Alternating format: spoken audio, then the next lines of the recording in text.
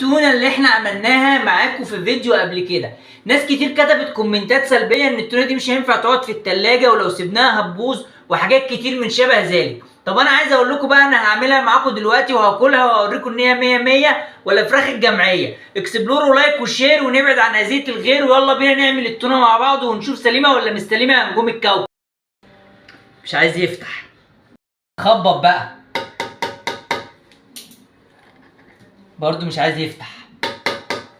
هجيبه يعني هجيبه. فتح. ساعة ما نيجي نعملها مش محتاجين محلول الناعي كله، هو بس حبة منه وهصفي الباقي. بصلاية بقى، وقرن فلفل رومي. وعايز اقول لكم يا جماعة التونة ما بيتحطلهاش طماطم عشان بتزود الزفارة. كمونة حلوة كده، رشة من الكمون زي ما انتم شايفين بالشكل الجامد الروعة ده. وابتدي بقى ان انا اقلب ده كله في بعضه كويس جدا.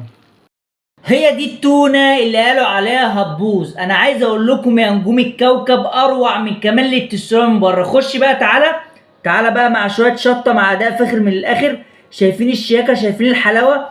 اوعى اوعى اوعى اوعى اوعى اوعى اوعى اوعى اوعى